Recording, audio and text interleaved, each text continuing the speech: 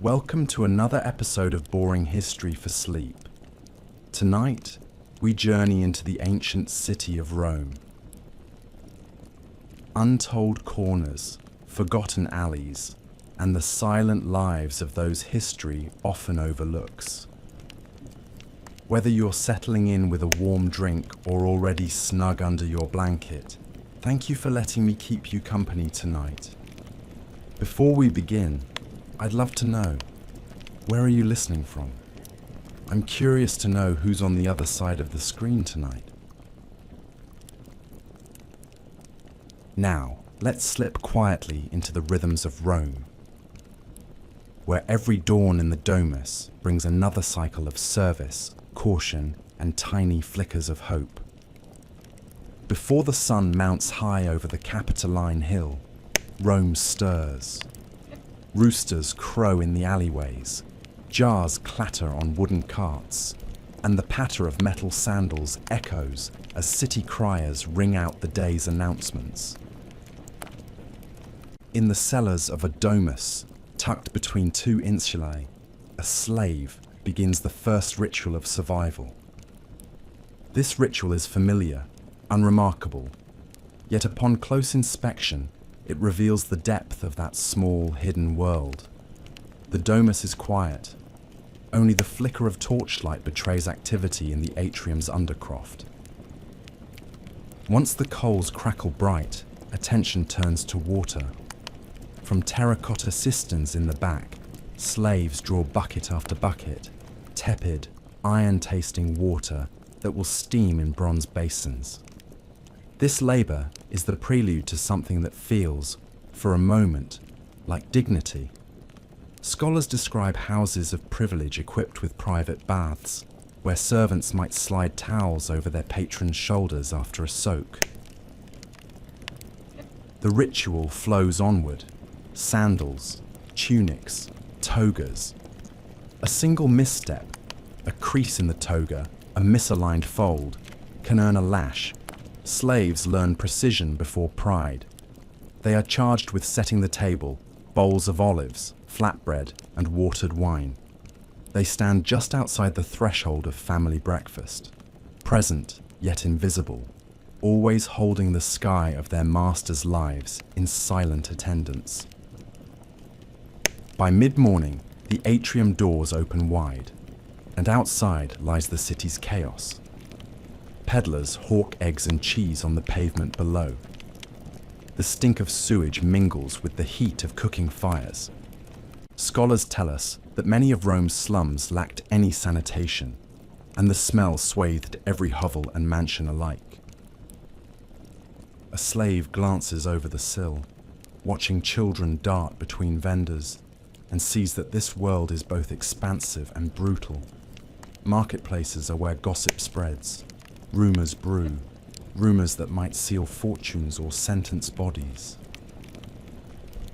The afternoon must pass without incident.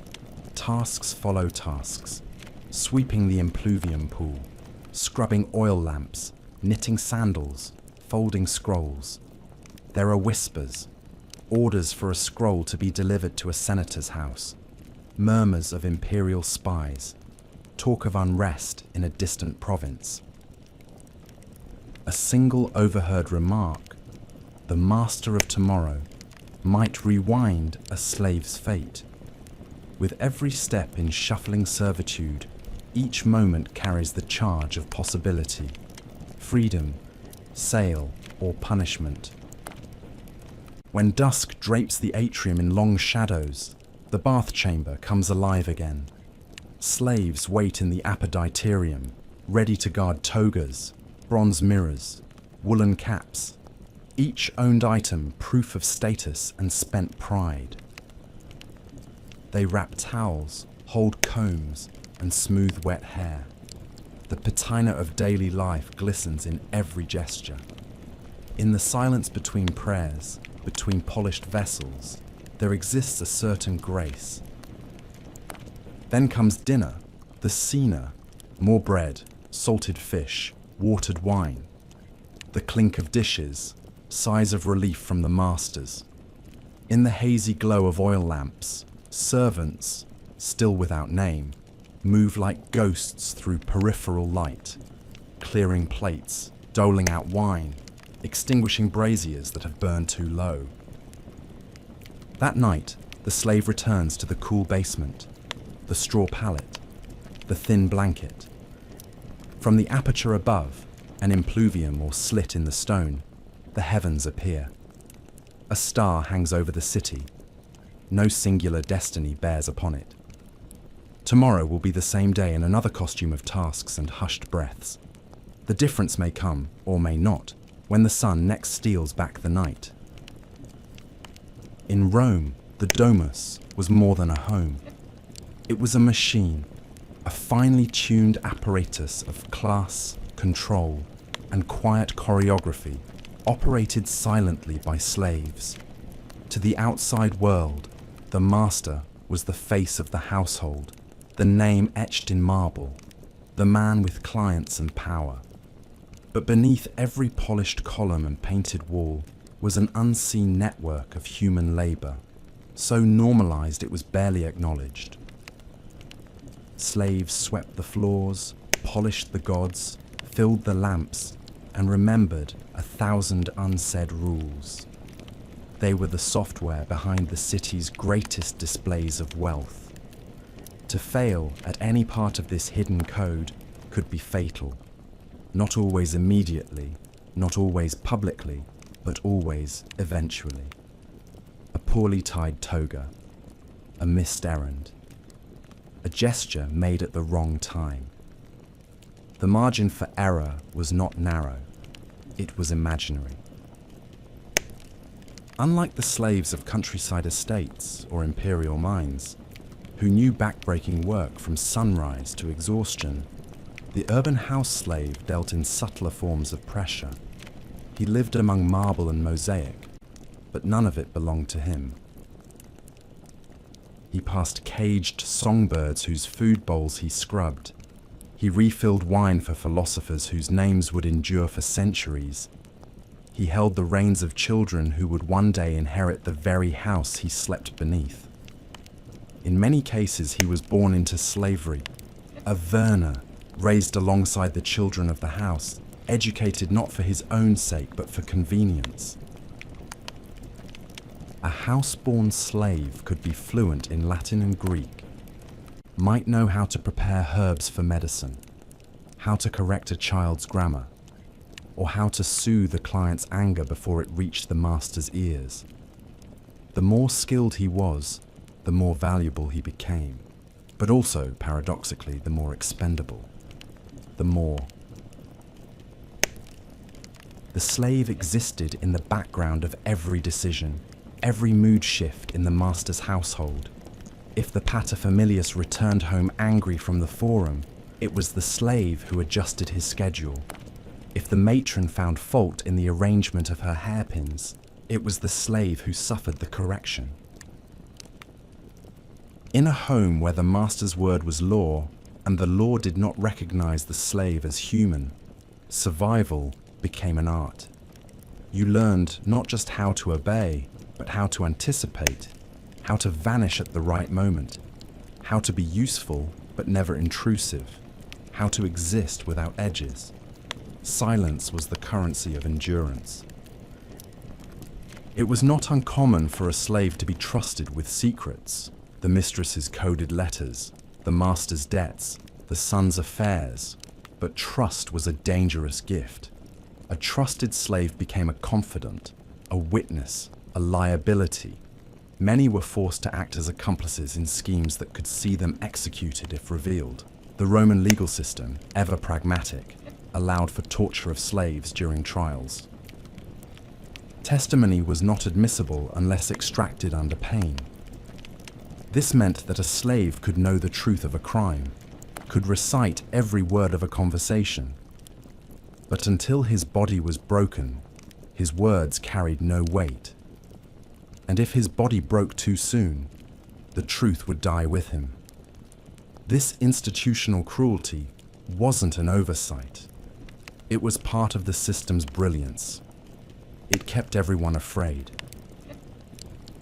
Even among slaves, there was a hierarchy. The dispensator, often a male slave, oversaw finances and could exercise authority over others. The ostiarius, a doorkeeper, held the keys, both literal and symbolic, to the rhythms of the house. Kitchen slaves, bath attendants, tutors, scribes, and nursemaids all occupied different rungs of the invisible ladder. Rivalries simmered. Alliances formed and dissolved.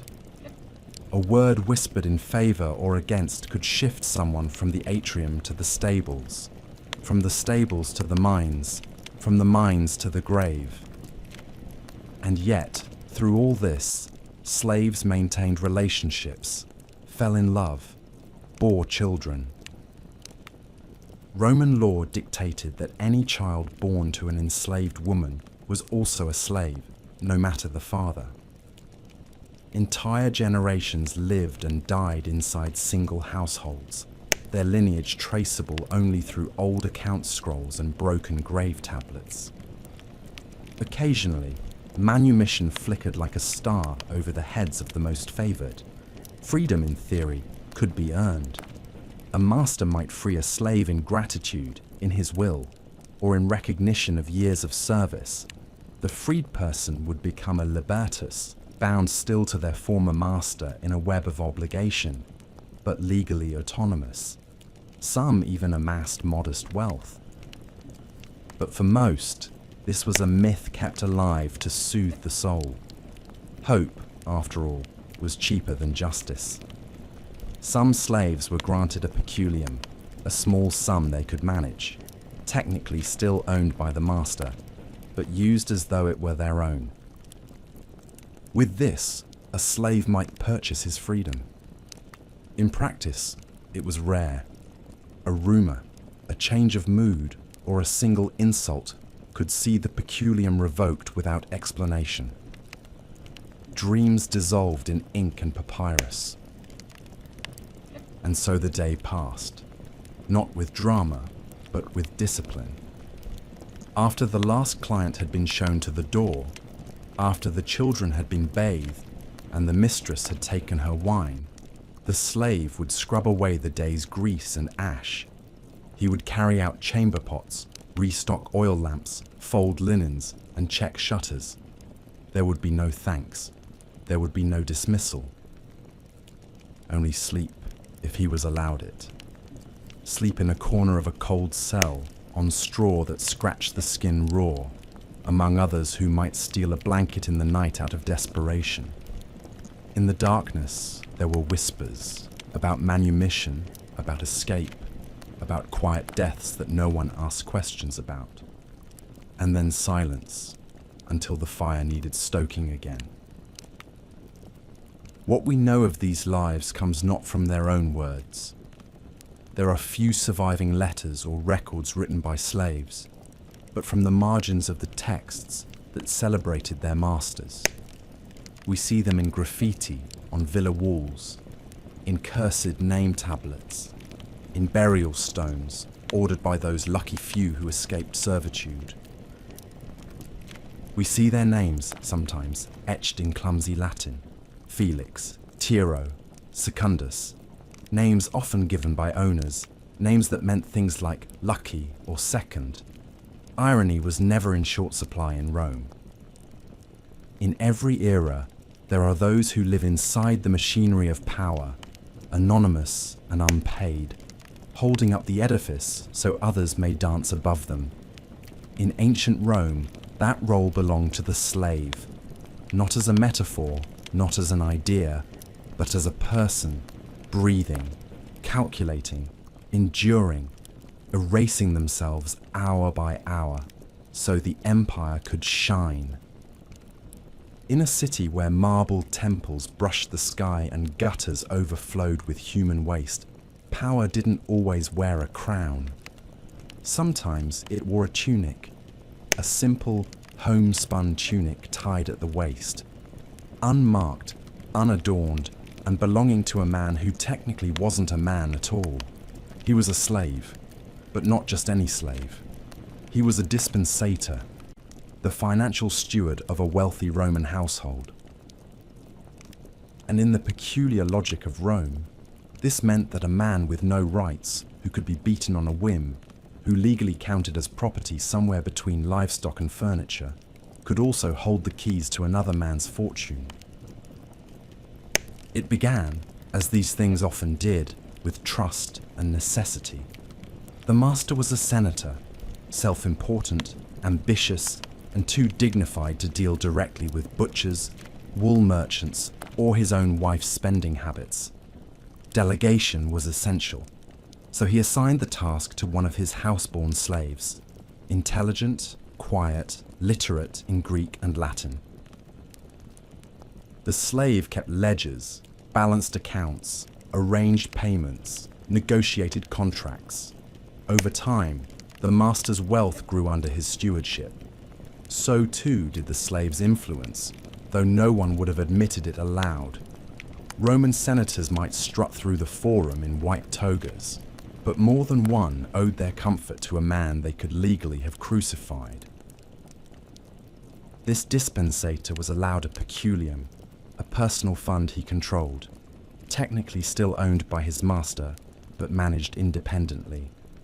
Many masters allowed this, thinking it encouraged better performance. After all, slaves with something to lose worked harder. But what few expected was that some slaves, especially the clever ones, could make their peculium grow faster than their master's estate. This man did. Slowly, quietly, he began lending money, first to other slaves, then to freedmen, eventually to minor patricians, always with interest, always with records. The transactions were small, invisible to the world that only saw senators and Caesars, but the numbers added up. He was eventually manumitted, freed in a formal ceremony, and granted the name of his former master as a mark of patronage. That, too, was the Roman way. Freedom came with a price, lifelong loyalty to the one who once owned you. Freedmen became clients, expected to vote, praise, and sometimes bribe their former masters. Still, it was freedom of a sort. And as a freedman, this former slave did something astonishing. He opened a taberna argentaria, a banking stall near the Forum. From there, he began trading not just coin, but favors, information, and influence.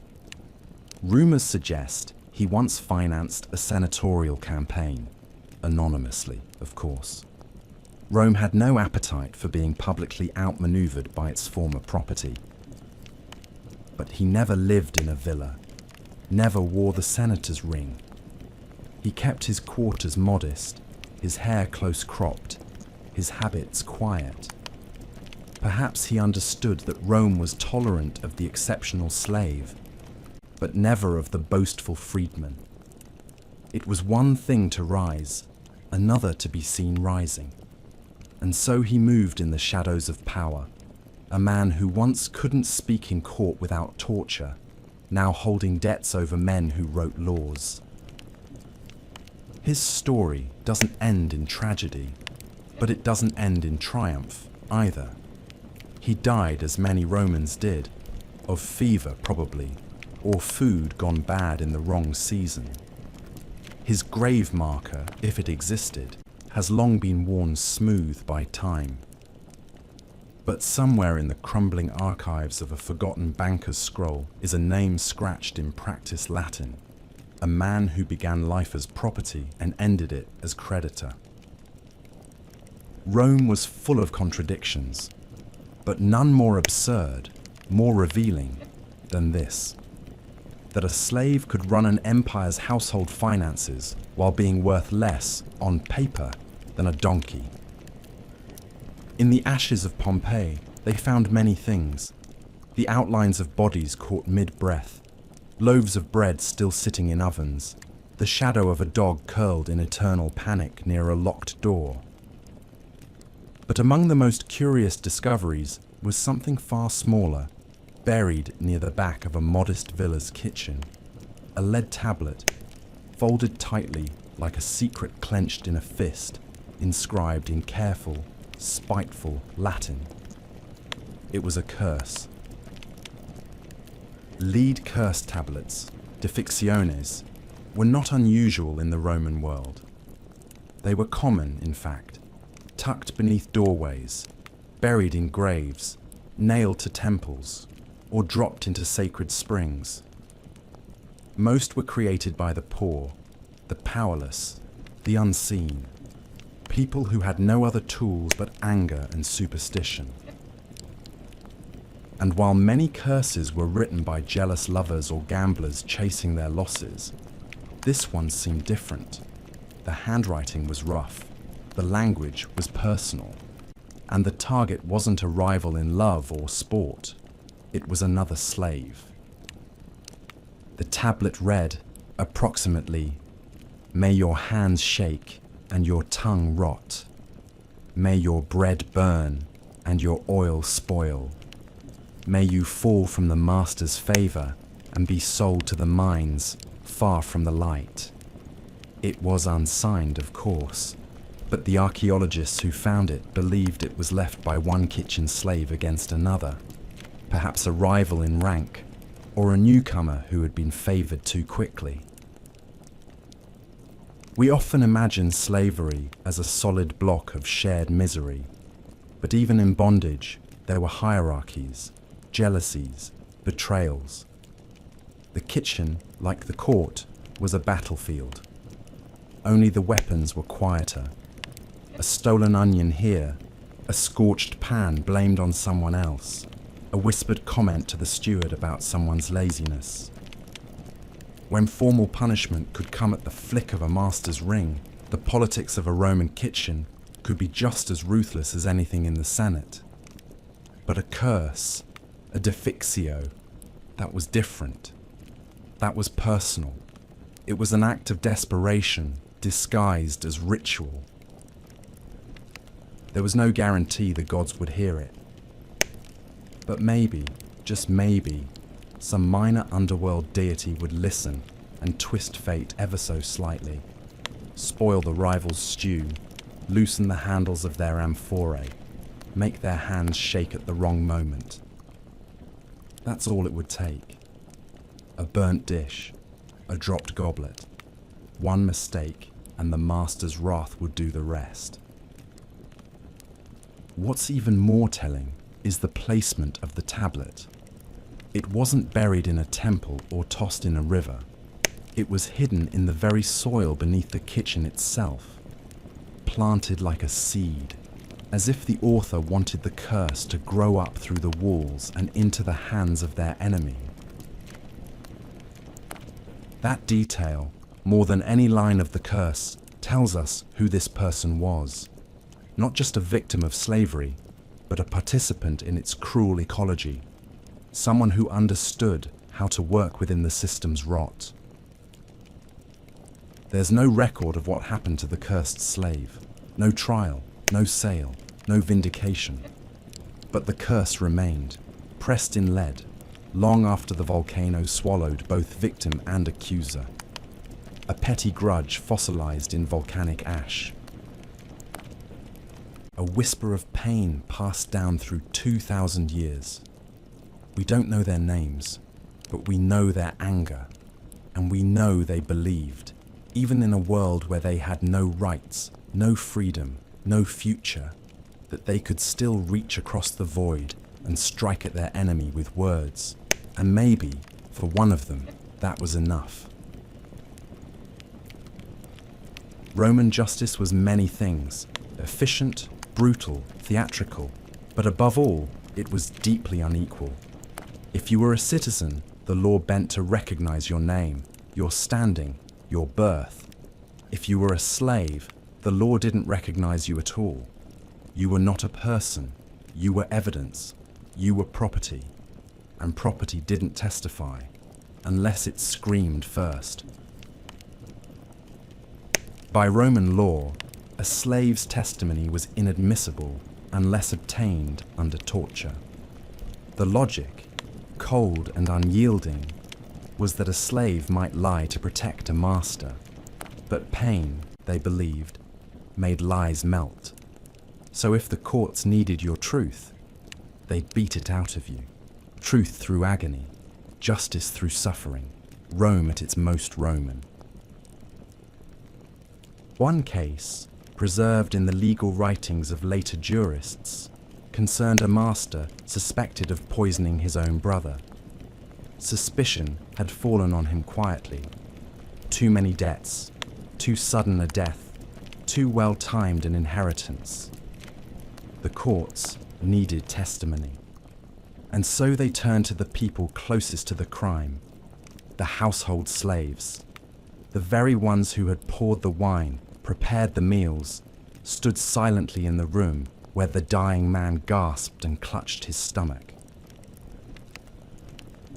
The most senior of them, a household steward, was selected first. He had worked for the family for over a decade. Loyal, literate, trusted. It didn't matter. He was stripped and bound, and the tools of Roman interrogation were brought forward. Ropes, pulleys, fire, whips. We do not have the full transcript. We rarely do. But somewhere amid the blood and the broken sentences, the story emerged. The master had laced the wine with something foul, something untraceable. The steward had not known it at the time, not fully, but later, when the pieces fell into place, he had kept quiet. What else was he supposed to do? Report his owner? Speak up and die? He was a slave. Even his thoughts weren't his own. But now, under the weight of state-sanctioned torment, the truth came out. The court believed him, or believed enough of him, and the master was tried, found guilty, sentenced, not to death, he was too well connected, but to exile. His property was seized, his household dismantled. And what became of the slave? He was not freed. He was not rewarded. He was sold. That was the final twist. His testimony, true and courageous and wrenched from the bone, had ruined the family's name. No other member wanted to keep him in the house. Too many memories. Too many eyes had seen him speaking to the magistrate. He was dangerous now, not because he lied, but because he could speak at all. He was sent to a villa in the countryside, according to the records, to serve under another master, one with fewer ambitions and hopefully fewer secrets. This was Rome, a city where a man could commit murder and buy his way out, where a slave could tell the truth and be punished for it, where courage was a disposable commodity and silence was often safer than justice. Yet, in the strange way that history sometimes works, it is the slave whose words survived, not the master. His name faded from court rolls and family scrolls. The steward's testimony, though born in screams, became law, cited by jurists for centuries as precedent. A case study in how even the lowliest voice could bring down a house, if only the state was willing to listen. It's a hollow kind of justice. But in Rome, that was the only kind most people ever got. Roman law didn't recognize the marriage of slaves. There was no ceremony, no binding contract, no public record. No priest stood to bless the union, no legal clause protected it. And yet, slaves fell in love. They formed bonds, raised children, shared scraps of sleep and hope in the margins of a world that refused to name them. Historians call these unions contubernium, a word that sounds more like a legal formality than what it truly was, defiance disguised as domesticity. Some slave couples were granted the luxury of staying together. It depended on the mood of the master, the productivity of the household, the convenience of keeping affection contained. One such couple is known to us only by their epitaphs, modest stones found near Rome, weathered but intact. Their names are lost in translation, but their story isn't.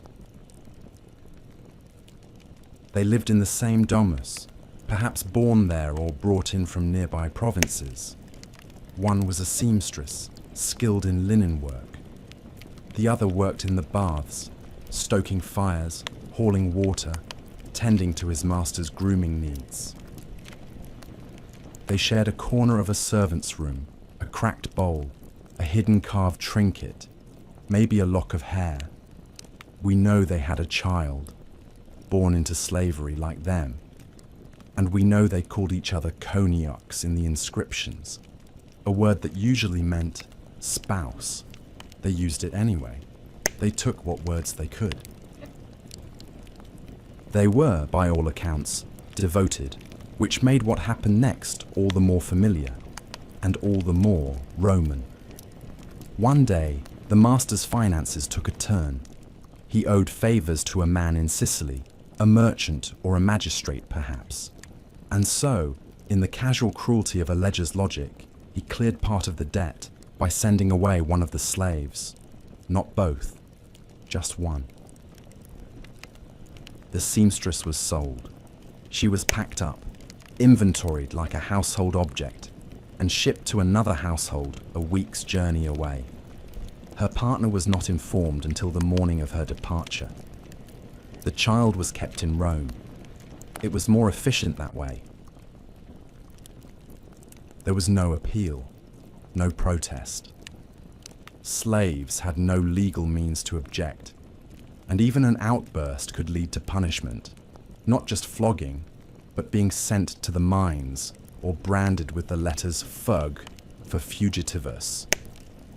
So the man did what many slaves did in the face of irreversible loss. He did nothing. He went to work. He poured the wine. He folded the clothes. He survived. But he also carved a message. Deep, awkward letters pressed into a beam behind the bathhouse. It was uncovered centuries later, barely legible, beneath layers of soot and lime. It read, "Under the gods I wait." No name, no date, just those 5 words. Was it meant for her? Was it meant for the gods? Was it meant to survive? No one knows. What we do know is that these stories were not rare. Roman slave markets divided families with bureaucratic indifference. Children were sold without parents. Partners were separated across provinces. The only thing that made this couple unusual is that someone recorded them. Someone buried them with enough care that their memory didn't vanish completely. There is something almost cruel about how much emotion survives in such dry records. A fragment of pottery scratched with a farewell. A tombstone that says, "To my most faithful." Graffiti that simply reads, "I miss your voice." Rome had laws, coins, battles, emperors. But it also had this. A city full of people loving quietly, where no one was watching, and losing everything because no one cared. In a society built on control, there was one freedom even the Roman state could not fully take: the freedom to stop eating. The Roman world knew many forms of rebellion, mutinies in legions, peasant uprisings, full-blown slave revolts like the Spartacus rebellion that shook the Republic to its core. But those were the exceptions, the violent headlines in a history otherwise written in silence. Most rebellion didn't come with swords. It came with withdrawal. One slave, unnamed, as most were, was punished for a minor offense. The records don't say what. Maybe he dropped something. Maybe he looked at the wrong person the wrong way. It doesn't matter.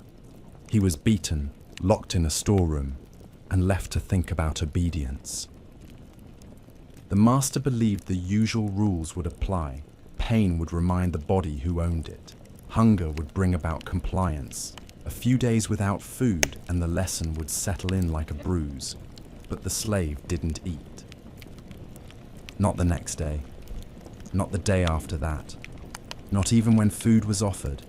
Coarse bread, a handful of lentils, the usual slave rations.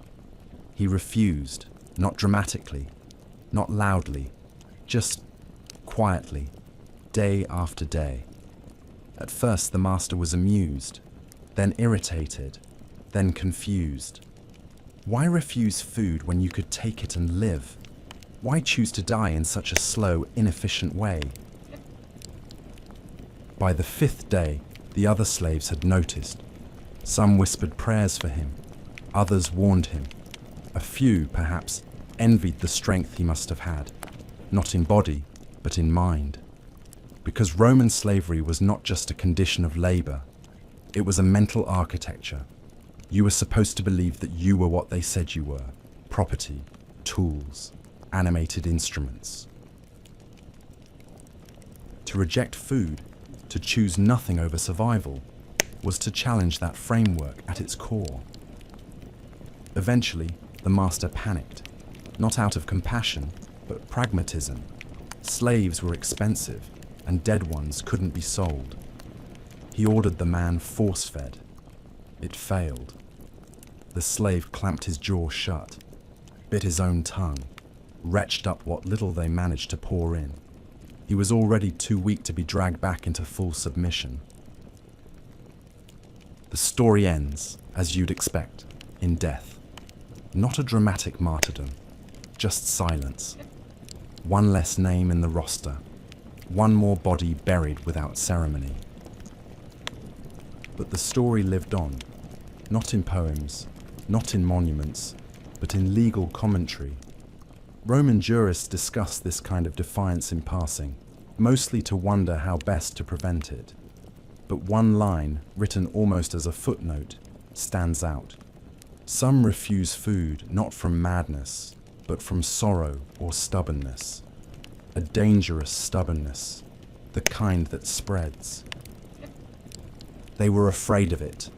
That was the real legacy of this man, not his body, buried or burned with no marker, but the ripple his refusal sent through the logic of power. Because if one slave could choose death over obedience, others might too. And you can't crucify someone who's already gone. You can't sell someone who doesn't want the price. In a world that measured worth by productivity, choosing to disappear was a final, irreversible refusal to play the game.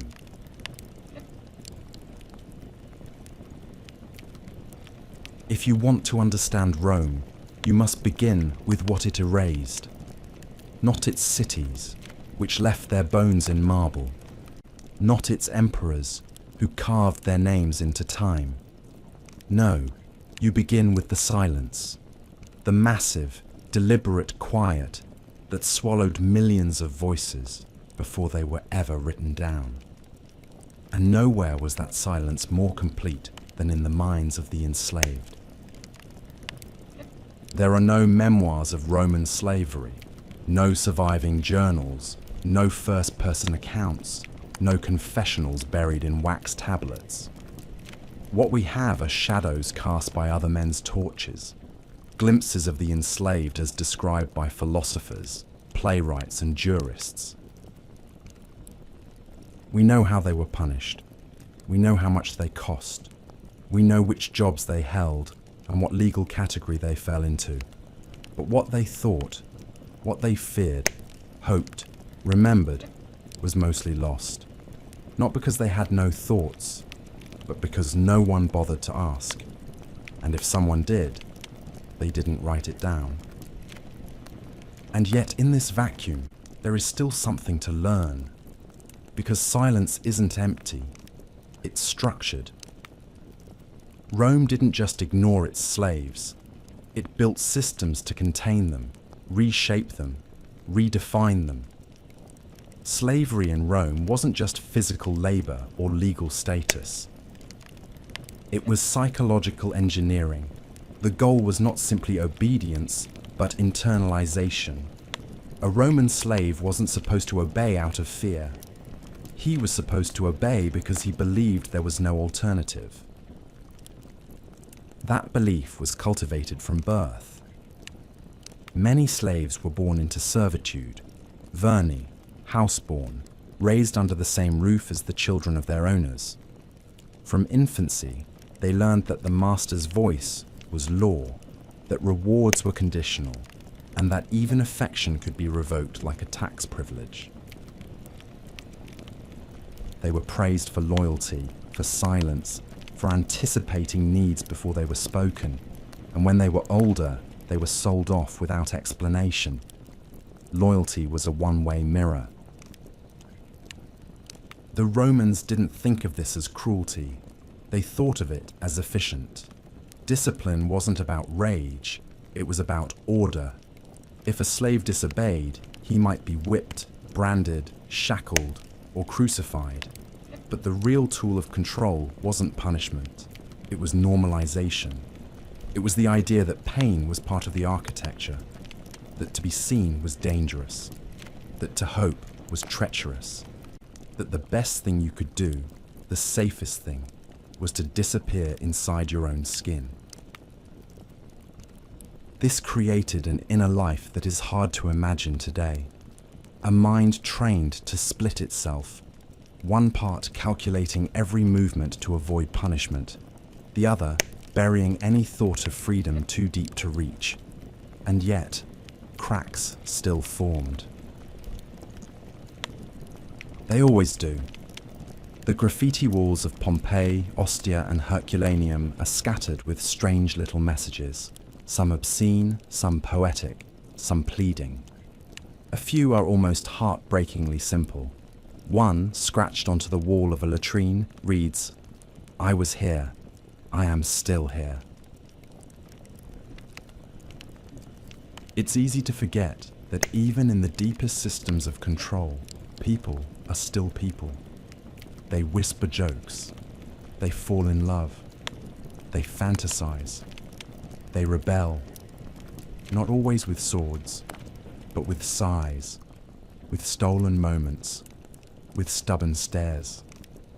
A slave who teaches himself to read in secret is rebelling. A slave who hums a forbidden tune while scrubbing the floor is resisting. A slave who carves a name into the stone beneath his bedding, even just a first name, a made-up name, is saying, "I exist." And sometimes, Rome had to respond to these cracks. There were laws passed not just to control slave labor, but to limit what they could wear, how they could gather, and even what kind of dreams they might pursue. One law forbade slaves from dressing too finely in public, in case they were mistaken for free men. Another warned masters not to educate their slaves too well, lest they become too clever, too bold. It was as if the entire empire knew that beneath the appearance of docility, something else was always humming, low and steady like a fault line. That was the paradox of Rome's greatness. It needed the slave, but it feared his mind. It needed his labor, but dreaded his voice. So it built a civilization that ran on silence, but a silence constantly at risk of cracking open into noise. And sometimes it did.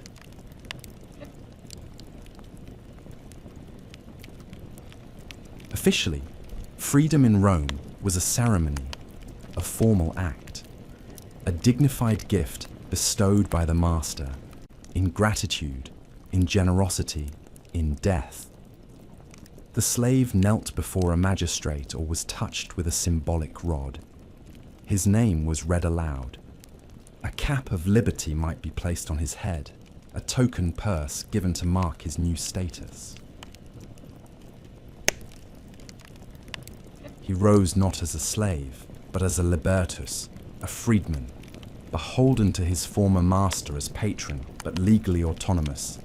This was manumission, neat, public, controlled. And like most things in Rome, it was also a lie, because for every slave who earned his freedom through decades of loyalty, or who was freed in a will, or who bought it with a sanctioned peculium, there were others who found different ways. Unofficial ways. Ways that weren't celebrated in the forum, but whispered about in the alleyways behind bathhouses and taverns. This was the black market of freedom, a fragile ecosystem of bribes, forgeries, secret savings, and dangerous favors, where a slave might not escape in body, but could begin to unshackle his future one coin at a time. The most common route was economic. Some masters allowed trusted slaves to earn or handle small sums, the peculium. Technically, it belonged to the master, but in practice, it gave the slave a strange sort of leverage. With luck, cleverness, and time, it could grow. A slave might lend it out, invest it through a friend, even open a stall using a free agent's name. None of it was legal, of course, but it was tolerated so long as the profits flowed upward. But in hidden corners, some slaves hoarded coins quietly, burying them behind cisterns, under loose tiles, or inside hollowed table legs. It was a slow, invisible rebellion, a financial ghost wearing a chain. There were those who used that coin to buy freedom, not through official channels, but through bribery. A board steward, a desperate magistrate's clerk, a house scribe in debt. All it took was the right sum, the right silence. A document could be forged, a status updated, a name misplaced in the census. One day you were a slave, the next no one could prove it. Of course, the risk was enormous. Discovery meant flogging, mutilation, sale to the mines. But to those who had nothing, the risk meant possibility, and sometimes possibility was worth everything. And then there were the more elaborate schemes. Slaves who vanished, only to reappear in distant cities with new names and invented pasts. Slaves who arranged their own sales to sympathetic freedmen, essentially buying themselves via a proxy. Slaves who claimed to be war captives, never properly processed, or found loopholes in chaotic moments like civil wars, plagues, or changes in administration. Rome was vast. Records were flawed. In the right moment, a lie became law. We even have records, mostly fragmentary, of freedmen who helped enslaved relatives fake manumission. A brother might be legally freed, then claim his sister was freed in the same will, conveniently misfiled. Some cases succeeded, others resulted in re-enslavement, and always the fear of exposure lingered. A change in political climate, a jealous rival, a suspicious neighbor, all could unravel the illusion. But perhaps the strangest part of the black market of freedom was how often it existed with the master's knowledge. There were owners who knew their slaves were hoarding money, or hiding away favors, or forging futures, and they allowed it. Not out of kindness, but pragmatism. A slave who believed freedom was within reach was often more obedient than one who saw no way out. Hope, even false hope, was the cheapest method of control. Why beat a man when you can bribe him with a dream? Still, Rome was not a place that admired cleverness in the powerless. When these things were discovered, the backlash was brutal.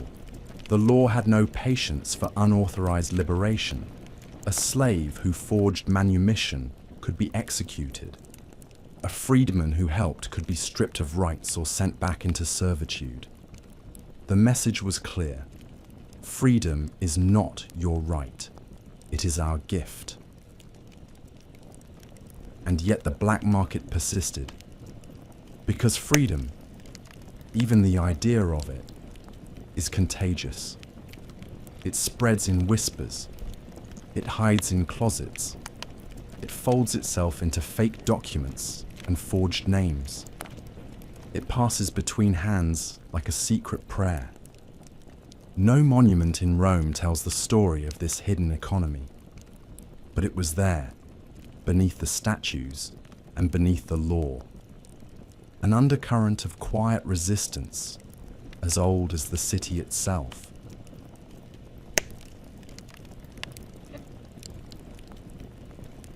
When people think of Roman slavery, they often picture the arena, the roar of the crowd, the glint of a gladius, the moment a man kneels before Caesar and waits for a thumb to determine his fate. It's theatrical, iconic, a story Rome told so often, even its enemies remembered it. But the truth, the full truth, is not about glory. It's about waste. Industrialized, ritualized waste. The arena was not a stage for heroes. It was a slaughterhouse for the disposable. Most gladiators were slaves. Not all. Some were volunteers, called auctorati, men so desperate for coin or fame that they signed away their freedom. But the majority were bought, captured, or condemned. They came from every corner of the empire, prisoners of war from Gaul, petty criminals from the streets of Rome, rebellious slaves punished with iron instead of fire. The label damnati ad ludum, condemned to the games, was less a sentence than a slow-motion execution. Rome had many kinds of arenas and many kinds of games. The most famous were the munera, blood spectacles hosted by politicians, meant to honor the dead and impress the living. But there were others: venaciones, animal hunts, nomachiae, mock naval battles, and public executions dressed up as mythological reenactments. Slaves filled every role. They fought, they died, they cleaned the blood. Sometimes they were the blood. Contrary to Hollywood, most gladiators did not die in every match. They were expensive to train and house. Lannistae, the managers of gladiator schools, invested in them the way breeders invest in horses. They were fed better than other slaves. They received medical treatment, physical therapy, massages, but not because they were valued, because they were investments. And when an investment failed to please the crowd, it could be discarded like rotten fruit. Even a seasoned fighter could die because a bored audience wanted spectacle. The average gladiator could expect 5 to 10 fights in his lifetime, fewer if he was unlucky. Some won rudis, the wooden sword symbolizing freedom. But even then, many remained in the arena, addicted to the strange status of being admired for dying well. But beneath the stylized violence were others, less known, less trained, less fortunate. These were the noxi, the condemned. They weren't fighters. They were criminals, rebels, runaway slaves, political prisoners, or people Rome simply didn't want anymore. They were not given weapons. Sometimes they were dressed as mythological villains, a cyclops to be slain by a costumed Hercules. Sometimes they were sent out naked against trained men. Sometimes they were thrown to animals, tied to stakes, and left screaming while leopards or bears tore them apart. In one account, during the Emperor Titus's inauguration games, over 5,000 animals were killed: lions, elephants, ostriches, giraffes, but also people. No one kept an exact number. Human blood was cheaper than elephant blood. Among the Noxi were many slaves. Runaways were especially hated. Under Roman law, a fugitive slave could be branded with thug and forced to wear an iron collar with an inscription, "I have run away. Catch me and return me to my master." If caught again, they could be sentenced to the arena, not to fight, just to die. The crowd cheered, not out of malice, though there was plenty of that, but out of habit. Rome taught its people that blood was a civic ritual, that violence, properly framed, was virtue, that order required sacrifice, and the enslaved were the most convenient sacrifices of all. We know the names of some gladiators, preserved on grave markers, scratched into walls, carved into bone. Flamma, who fought 34 times. Crescens, the Gaul, killed by a lion. Ursus, who died in his third match but was called noble. But for every named fighter, there were 100 forgotten. Men who screamed and were buried without ceremony, or fed to beasts whose names mattered more than theirs. Rome called this justice. Rome called this entertainment. Rome called this piety. What it was a machine. Not just of death, but of spectacle, designed to teach the public who held power. The emperor could give mercy with a thumb. The crowd could call for death with a chant. But the men in the sand, most of them slaves, had no say. Their freedom, their pain, their lives were props. Even in death, they were useful. And that, perhaps, is the most Roman thing of all.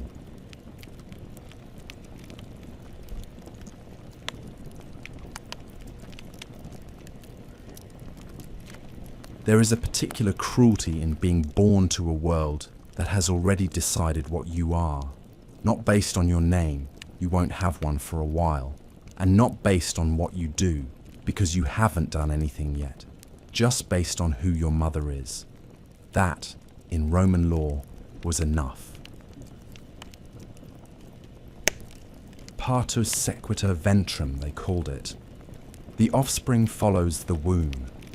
It meant that if a slave woman gave birth, the child was a slave by default. No trial, no ceremony, no scroll signed in ink, just a sentence handed down with the first breath.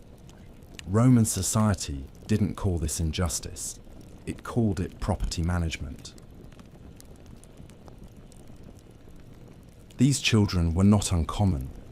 In fact, they were everywhere. In kitchens, gardens, back hallways, in the quarters beneath grand villas and the shared walls of cramped insulae.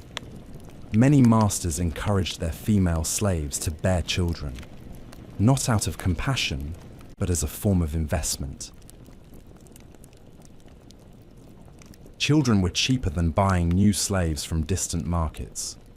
A homeborn slave, or verna, cost nothing but food and time. And unlike foreign captives, verni grew up speaking Latin, understanding the rhythms of Roman life, absorbing obedience like air. Some of these children never knew a world outside the household. They were raised alongside the master's legitimate children, taught to serve them, play with them, protect them. A few were even nursed by the same wet nurse. In some cases, the boundaries blurred until they didn't, because sooner or later, the line between heir and handmaiden reasserted itself. One would go on to learn rhetoric. The other would learn how to button a toga without looking up.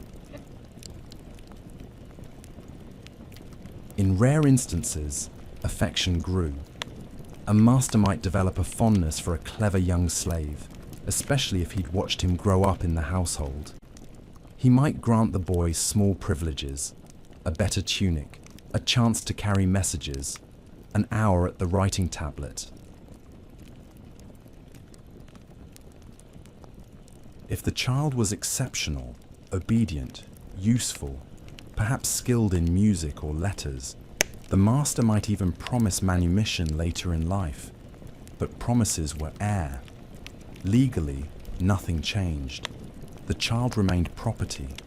The affection of a Roman master was never protection. It was a leash disguised as favor. And then there were the darker stories, stories the law refused to acknowledge, and so we only glimpsed them in the margins. Children born not out of partnership, but out of coercion. Slaves who bore their masters' children without consent, without recognition, without reprieve.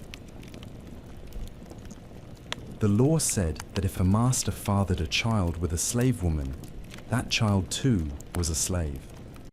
In this way, Roman households often became silent, unspoken genealogies of power and abuse. Families folded inside families, never named, never written down. Some of these children lived their whole lives in bondage.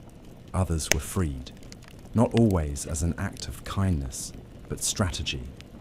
A freed son might serve as a loyal business manager, a buffer against other heirs, or a legacy wrapped in plausible deniability. But even freed, these children never quite stepped outside the shadow of their origin. Roman society could be flexible with blood, but never with birth. A freedman might wear a citizen's toga, but everyone knew how he got it. His freedom was a favor, a tolerated exception. There are tombstones, here and there, that whisper about these lives. One reads, "To Daphnis, born in the house, faithful and clever, freed at 30, loved like a son." Another, more cryptic, "To the memory of Marcia, who never left the kitchen, but sang like a bird." You have to read between the lines. You have to know what wasn't said. Most of the children of slaves were never buried with stones. Their names didn't make it into ledgers or histories. They inherited nothing but silence. Their legacy was their labor, their obedience, their early deaths. And yet they were the ones who held the empire together. They ran the households, wrote the letters, raised the legitimate children of the elite. Some even rose, cautiously, invisibly, through the ranks of the imperial bureaucracy after being freed. A few left behind poetry. One left behind a joke scribbled on a wall. Born in chains, but still better at Latin than you. It's easy to laugh. It's harder to forget. In the end, Rome called these children born to serve. But that's not what they were. They were born to endure, born to remember, born into the machine, but not always broken by it. And that, perhaps, is why their stories still hum beneath the stone. Because history tried to erase them. But the walls, the bones, the scratched names in the corner of a slave's cot, they remember. To survive in Rome as a slave was to perform, not just labor, not just tasks, but yourself. Every day was a role. Every interaction a test of tone, posture, expression. Say too much and you were insolent. Say too little and you were dull. Be too quick and you were suspicious. Be too slow and you were lazy. The ideal slave in Roman thought was not simply obedient. He was invisible until needed and agreeable when noticed. A tool with a smile. This wasn't just cultural, it was institutional. Roman literature is full of sketches of the good slave and the bad slave. The good slave was clever but deferential, loyal but quiet. useful but forgettable. The bad slave was rebellious, sarcastic, or worst of all, ambitious. Plautus, the famous Roman playwright, made a career out of these caricatures. His comedies turned slaves into stock characters, tricksters, cowards, clowns. Audiences laughed, not because the jokes were harmless, but because they were safe. A joke about a slave was a reminder that slaves were not real people. They were roles to be played, masks to be worn. But real slaves had to watch those plays too. Some even performed in them. What must that have felt like, seeing your life turned into farce? Knowing that the crowd only tolerated your presence when you were quiet, useful, or funny. To walk home afterward, still property, still under threat, and realize the only acceptable version of yourself was the one written by a free man. And yet, slaves were not blank masks. They had personalities, beliefs, tempers, humor. But to express those traits publicly was dangerous. And so, many learned to split themselves. The face shown to the master was not the one shown to friends. The voice used in the atrium was not the one used in the kitchen. This fragmentation wasn't madness. It was strategy. You wore the face that kept you safe. Even names were part of the mask. Most Roman slaves had names given to them by their masters. Often they were ironic. Felix, happy. Candidus, honest. Fortunata, lucky. Some were mockingly grand. Hercules, Achilles, Caesar. A reminder, always, that your identity was not your own. It was an accessory to someone else's sense of humor. And yet, in private, among themselves, slaves used nicknames, secret names, names that weren't written down. That's how you preserved a self, not in scrolls, but in whispers. This dual existence shaped everything. A slave might be cheerful in the dining room and bitter in the bathhouse, gentle with the children and cruel to the cook. It wasn't contradiction, it was compartmentalization. It was survival. Historians often try to ask, did slaves accept their condition? But that question assumes the slave had the luxury of a single unified answer. In truth, they adapted. They dissociated, they made masks, and sometimes they forgot where the mask ended and the face began. And Rome depended on it. Because Rome did not want its slaves to be invisible. Not really. It wanted them to be visible in exactly the right way. Present when needed. Silent when not. Entertaining when summoned. Efficient when commanded. Rome was not afraid of the body of the slave. It was afraid of the soul. That's why education for slaves was regulated. That's why group gatherings were watched. That's why laughter from the servant quarters could draw punishment. Because it meant something unscripted had occurred. Something not written by the master. Over time, some slaves forgot what their real voice sounded like. Others remembered too clearly and were broken for it. And a few, a dangerous few, wore the mask so well they fooled everyone, even the master. They earned trust, access, secrets. And when the time was right, they acted, not always violently, sometimes just by walking away. But most never got that chance. Most lived entire lives behind the mask, born wearing it, buried with it, their real selves surviving only in faint traces, a carved joke, a fragment of graffiti, a nickname etched into a lamp base, the kind of clues no emperor would ever recognize.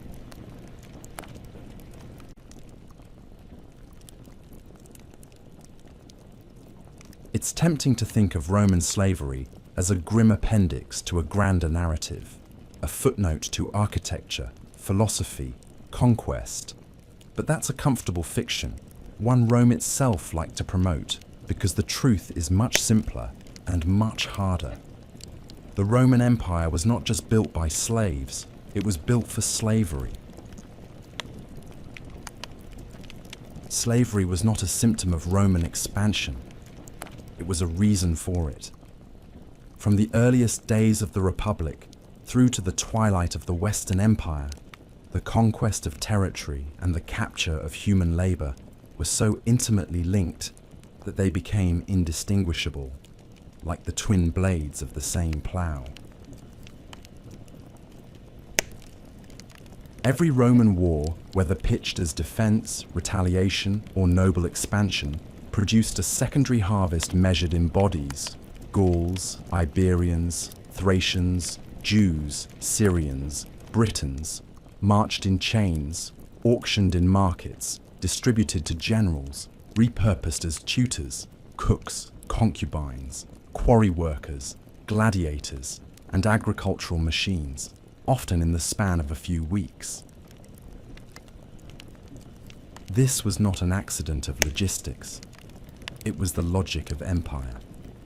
The Romans had developed a military-industrial complex long before those words existed, one that didn't merely extract resources like grain, gold, and timber, but also incorporated the human beings who had once harvested them into an endless loop of unpaid reproduction.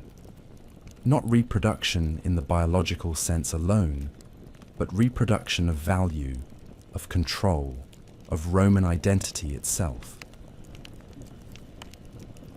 The numbers are staggering, even in rough estimate.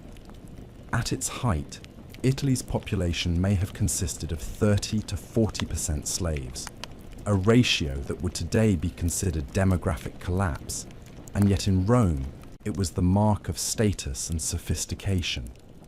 The domus of a senator might house dozens of slaves, not out of necessity, though labor was certainly wrung from them, but as a form of display, a living gallery of subjugated labor, curated to reflect the owner's power.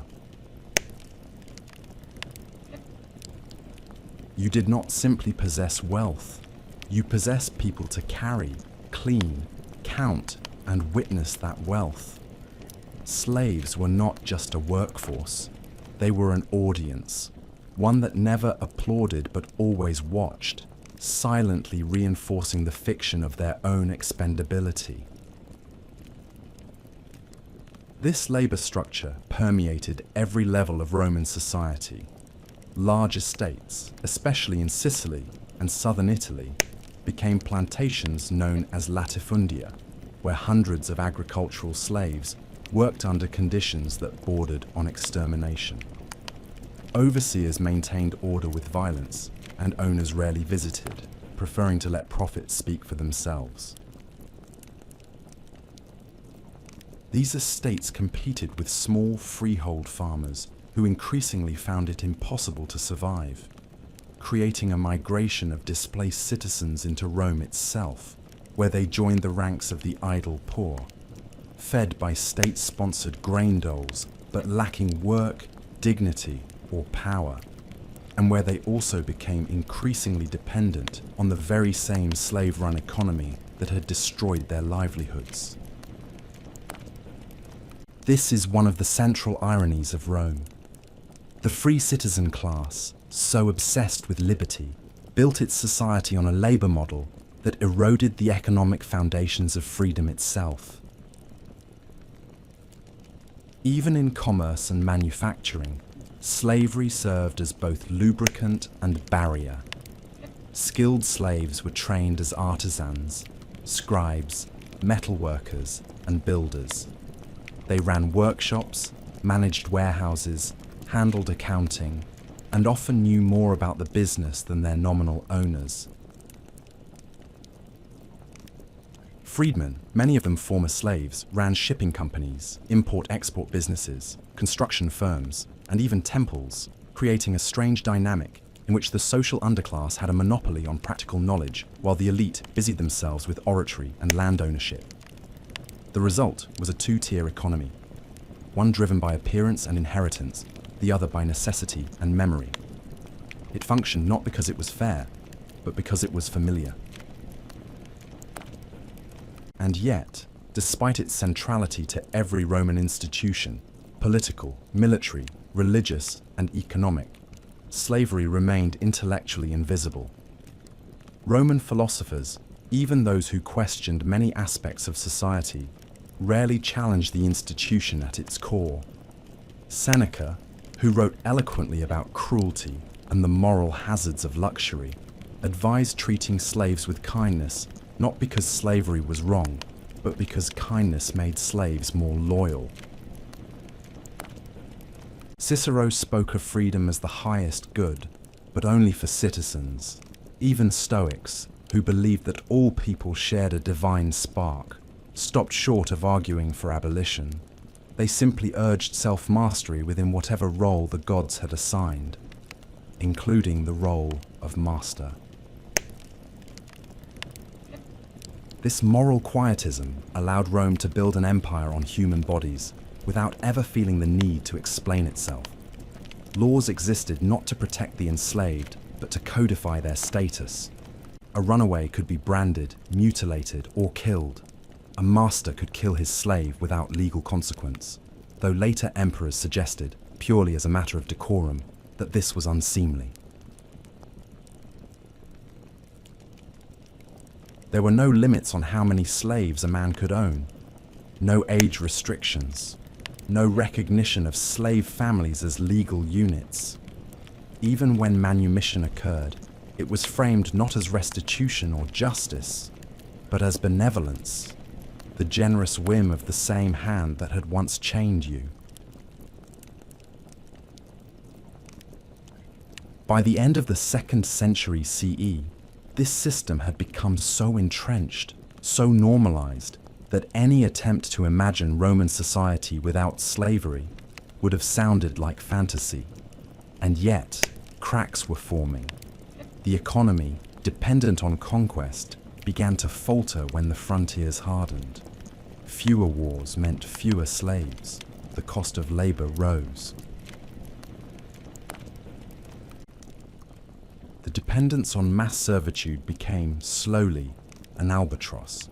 By the late Empire, there were laws encouraging landowners to convert slaves into tenant farmers, colony, tying them to the land not with chains, but with contracts. It was not abolition, it was transformation. The Roman slave system did not die. It simply melted into the next version of control, serfdom. But the legacy endured. Europe would forget many things in the centuries after Rome: engineering techniques, sanitation, centralized governance. But it remembered how to structure society around inequality. Rome had offered a blueprint, and like all great blueprints, it was copied. Not because it was just, because it worked. And in that cold success, the ghost of Roman slavery still lingers.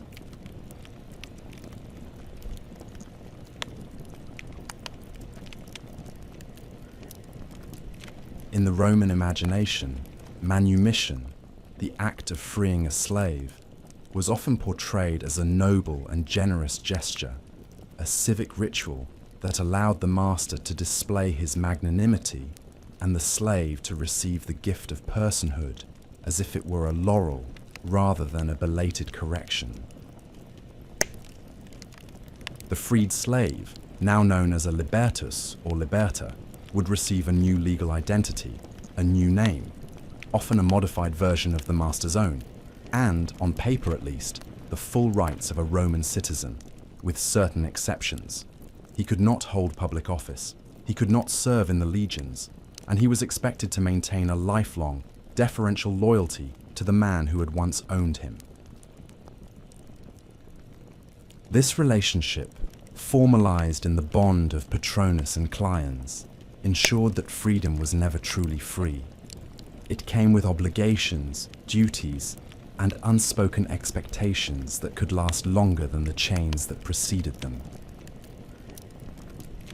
The Roman state recognized the usefulness of manumission, not just as a tool of control, but as a method of assimilation. A loyal freedman was a more efficient member of society than a rebellious slave. He could earn money, pay taxes, raise children, and vote, all of which extended Rome's influence without costing it anything. It was common for freedmen to remain in the household where they had been enslaved, often continuing in similar roles, but now with a measure of legal agency and the ability to accumulate wealth. Some were even appointed to manage business affairs or oversee property, particularly in families where the freeborn sons were disinterested or incompetent. In such cases, the irony was sharp but unspoken. The man who had once been considered incapable of self-ownership was now trusted with the affairs of his former owner's estate. Yet this trust never fully translated into social equality. The freedman occupied a strange, liminal space in Roman society, celebrated for his transformation, yet never quite allowed to forget where he came from. In public, he could wear the toga virilis, the symbol of adult male citizenship, but everyone knew the name stitched into the record books had once belonged to someone else's inventory. Graffiti and satire often mocked freedmen for their perceived arrogance or their lavish displays of new wealth, suggesting that their prosperity was somehow vulgar, unearned, or comically aspirational. Writers like Horace and Petronius delighted in skewering these figures, depicting them as tasteless social climbers, men with silver cups and no poetry, banquet halls but no breeding. The resentment was real, and it stemmed from the fact that freedmen disrupted the illusion of natural hierarchy. They were proof that the rigid class system of Rome was not based on divine order or inherited virtue, but on ownership and opportunity, and that made people uncomfortable. Some freedmen, despite this resistance, succeeded spectacularly. In the imperial period especially, freedmen were often employed by the emperor himself in bureaucratic and administrative roles that senators considered beneath them. They became secretaries, treasurers, record keepers, positions that carried immense practical influence. Under emperors like Claudius, some imperial freedmen wielded more power than many aristocrats. Men such as Narcissus, Pallas, and Callistus managed imperial finances, oversaw the imperial correspondence, and influenced key decisions of state. This caused outrage among the old nobility, who viewed the rise of former slaves as not just a social insult, but a political threat, one that blurred the boundaries between those born to rule and those born to serve. But for every freedman who climbed into the upper echelons of influence, there were thousands who lived quiet, complex, and largely undocumented lives. Artisans, shopkeepers, midwives, barbers, bakers, school teachers, people who blended into the urban fabric of Roman life, carrying with them the memory of enslavement, but moving, however cautiously, through a freer world. Some married, some raised children who would be born free and never know bondage. Some founded businesses, built tombs, joined guilds, and worshipped in temples as full members of the civic body. But even in freedom, they bore marks of their past. Their names, always triple, always a modified echo of their master's name, revealed their origins. Their legal records reminded others of their former status. Their children, though freeborn, sometimes struggled with the lingering social stain of their parents' enslavement. In funerary inscriptions, one can often sense both pride and defensiveness. Some freedmen emphasized their loyalty to their patrons, as if to prove they had earned their freedom, not through resentment, but through proper submission. Others celebrated their professions, their children, or their modest successes in commerce. A few expressed a quieter, more poignant hope that their names, carved in stone, might last longer than the memory of what they had once been. And perhaps that is the most human part of this entire system, the desire not just to live or to be free, but to be remembered as something more than a footnote to someone else's power. Rome made freedom possible but never easy. It held out the promise of transformation, then circled it with caveats. It told its freedmen, "You may rise, but you will never forget how you began." And most didn't. Not because they were ungrateful, as Roman elites sometimes accused, but because forgetting would have meant surrendering the only thing they had truly earned, their sense of self, forged not in liberty, but in survival.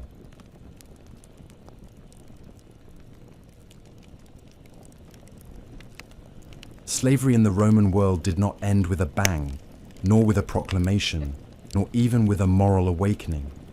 It ended in the same way that a stone column erodes, slowly, unevenly, piece by piece, until what remains is no longer what it was, but something new that quietly insists it has always been there. The collapse of Roman slavery is not a tale of revolution, nor is it a triumph of conscience.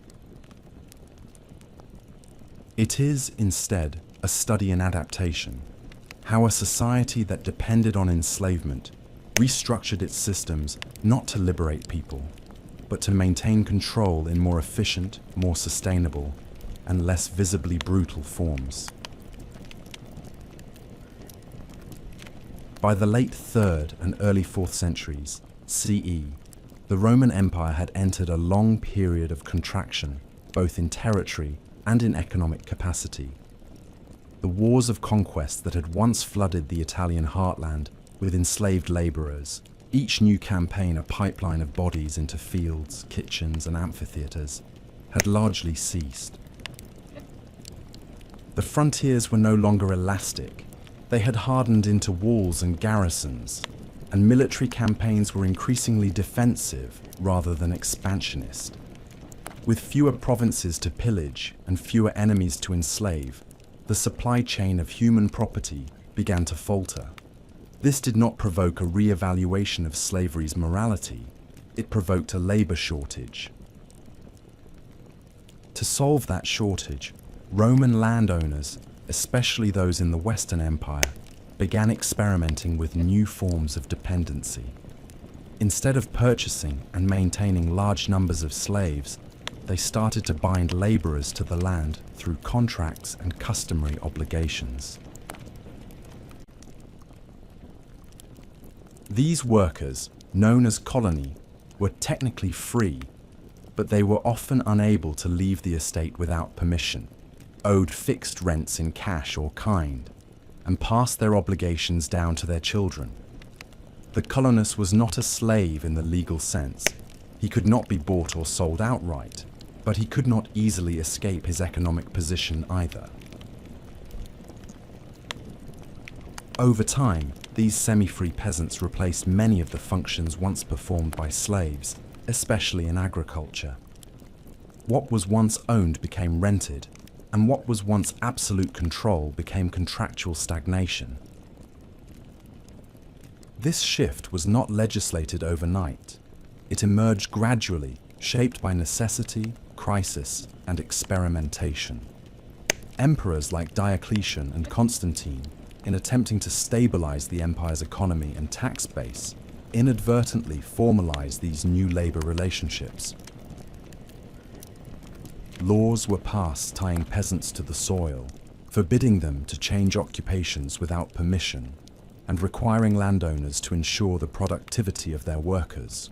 Rules that, in effect, began to fossilize the social structure of late antiquity, into something that would look uncannily familiar in the feudal world to come. It is important to understand that this transformation did not represent a moral improvement. Slavery was not abolished, nor even seriously questioned. It remained legal throughout the empire's lifespan and persisted in household contexts, long after it had declined in the fields.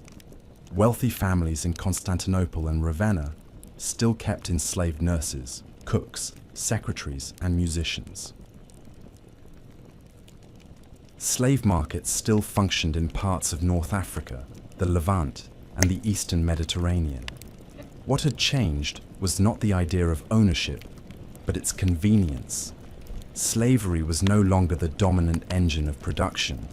It had been replaced not by freedom, but by stability, an illusion of autonomy maintained through legal language and generational debt.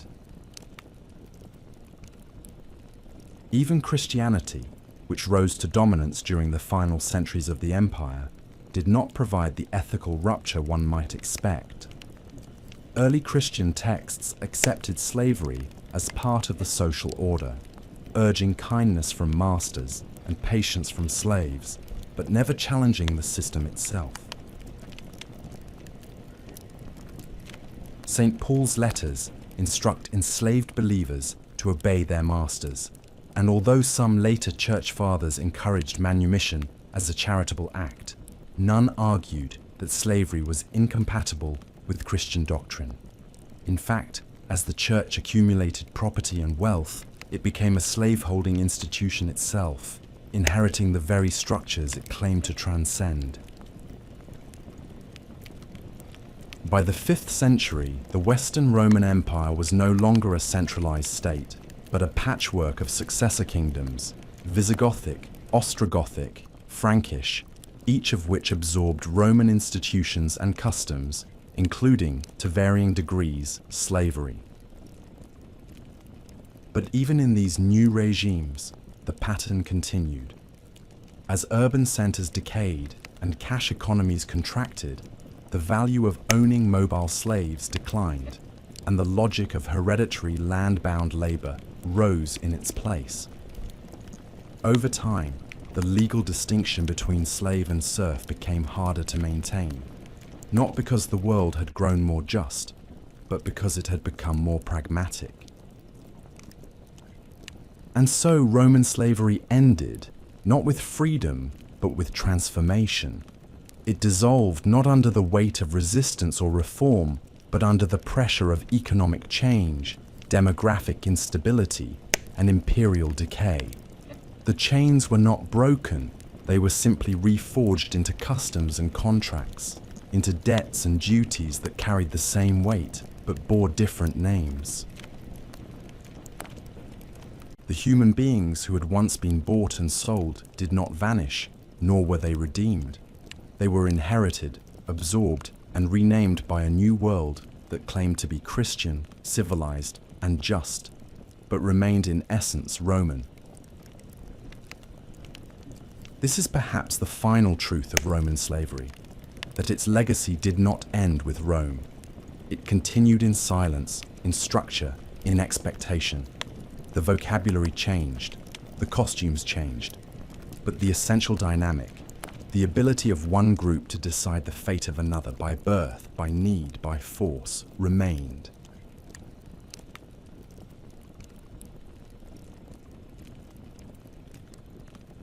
Slavery, as practiced in ancient Rome, did not survive the empire's collapse in a continuous, recognizable form.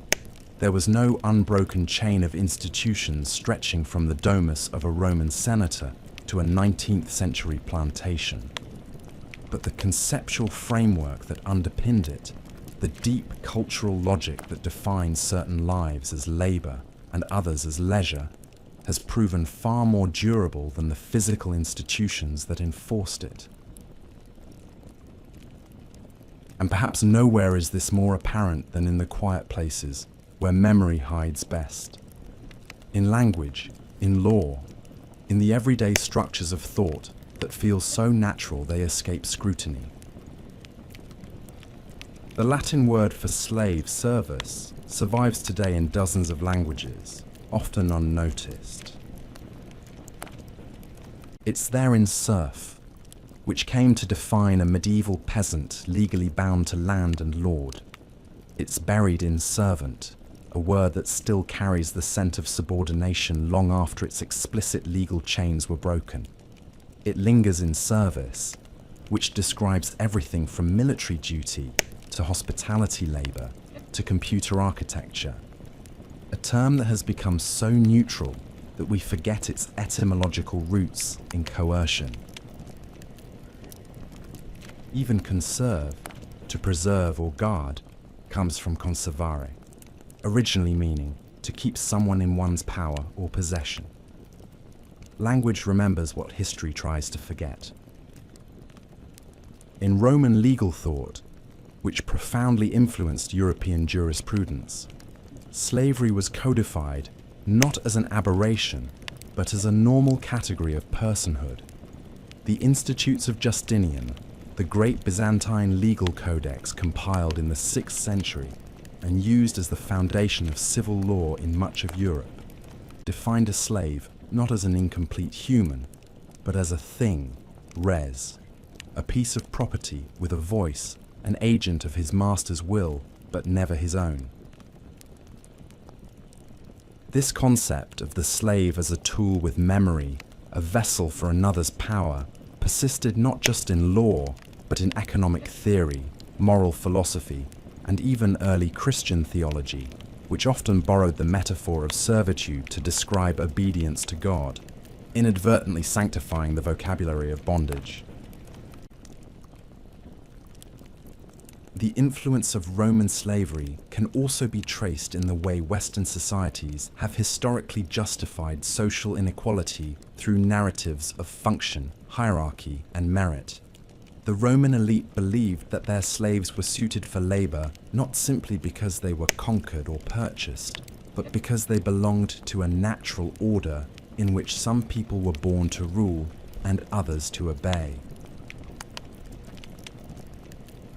Aristotle's earlier philosophy had already proposed the idea of natural slaves, and Rome translated this into civic practice, codifying the notion that labor without choice was acceptable, even necessary for the functioning of the state.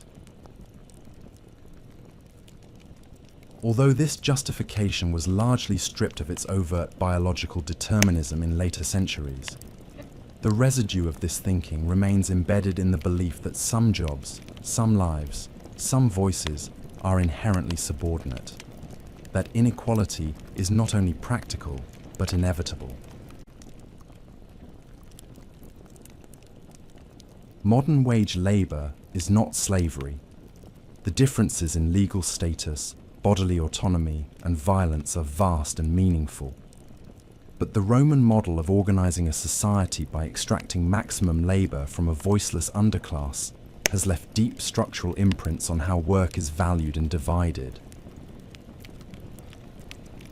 The very idea that essential labor, caregiving, cleaning, cooking, farming, should be performed quietly, cheaply, and without recognition mirrors the structure of the Roman household, where enslaved people did everything necessary to sustain life, while the free citizens devoted themselves to politics, leisure, or philosophy.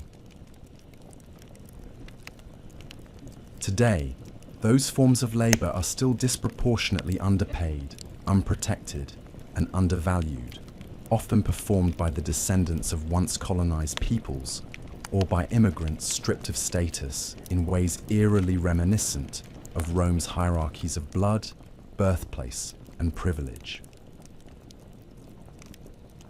Even the architecture of wealth carries echoes of Roman servitude. The modern estate, the luxury hotel, the corporate office tower, all maintained clear spatial divisions between those who are served and those who serve, between the front stage and the backstage, the client and the custodian. These divisions are often invisible to those who benefit from them, just as Roman elites were rarely aware of the full breadth of the labor that sustained their comfort.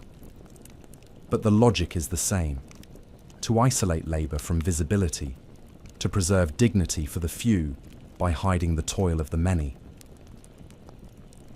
Educational systems, too, carry traces of Roman thinking.